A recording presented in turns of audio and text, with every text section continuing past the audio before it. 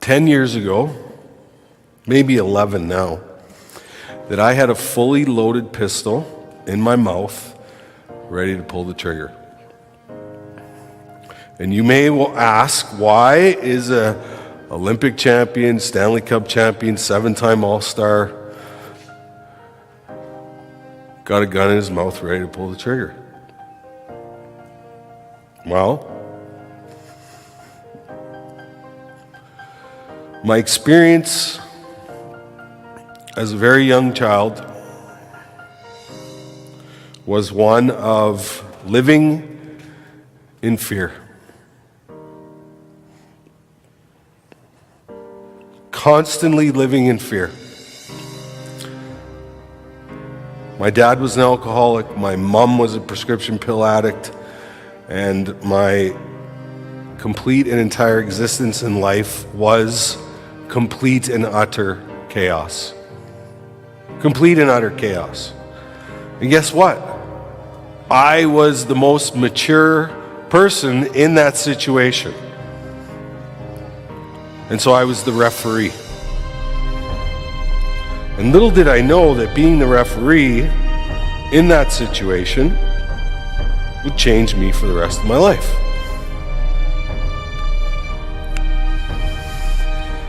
And so the reason why I had this gun in my mouth was I was completely and utterly exhausted from living in emotional pain and suffering for most of my life. And then when I was 14 years old, over a 2.5-year period of my life, I was raped 150 times by my coach.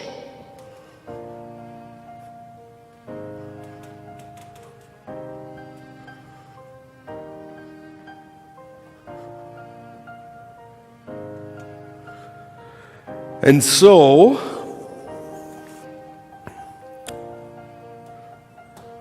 what I was left to deal with was the aftermath of all of these traumatic experiences. And so I never slept for 27 years. Never slept. Never slept a wink. Because I was molested in a dark room where I couldn't see anything. And so every time I shut my eyes at night, I was in that dark room waiting for this man to force himself upon me. Shocking, isn't it? It is so quiet in here right now. Well, guess what? My reality is the same reality that 1 in 3 girls and 1 in 5 boys have experienced in their lifetime. So don't be shocked anymore. This is the sad reality in the state that we live in. Okay? So I became addicted to drugs and alcohol and sex and gambling and food and workaholism to overcome the pain and suffering from my childhood and adolescent experience.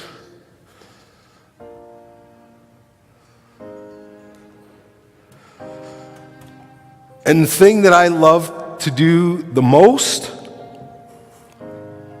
was I loved to play hockey. Okay? And hockey and being the best and the greatest saved my life. Okay?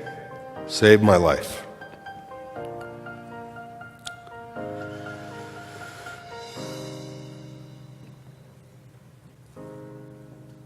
And so shortly after the gun incident, and obviously I didn't pull the trigger because I'm still here, was I started on a path of healing and recovery. Healing and recovery. Now, what does that look like? I don't even know to this day what it looks like because I'm still on my journey and I'm on my path. I've strung over 3,000, 500 and some days of sobriety right? It's not about years, it's about days. Because it's a 24-hour disease. And every day I get up and I do the same thing 24 hours at a time. And next thing you know, I got 3,500 consecutive days of sobriety.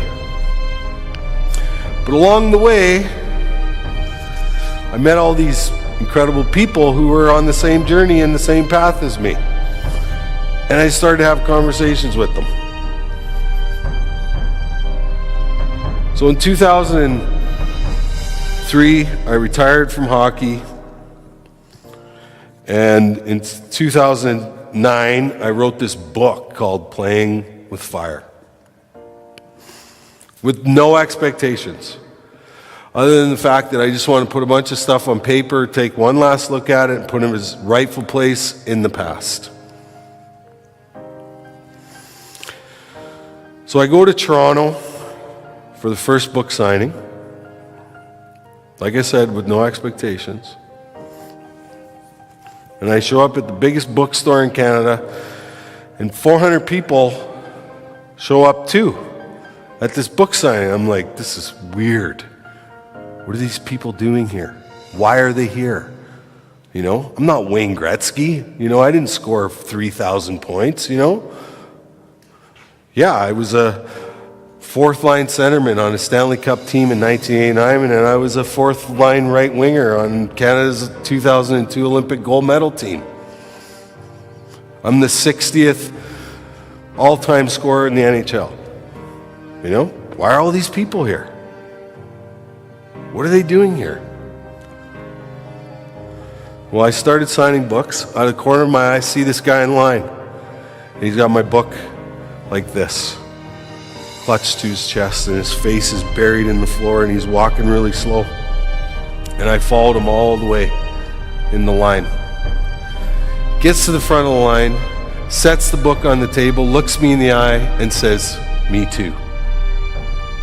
Me too." Now I know why I wrote this book. Because I go to the next city, and 10 quickly became 100, 100 became 1,000, 1,000 became 10,000, 10,000 became 100,000, 100,000 became 250,000, 250,000 became 500,000. So since 2009, when Playing Fire came out, over 500,000 people, either directly or indirectly, have said those two words to me: me too. Me too.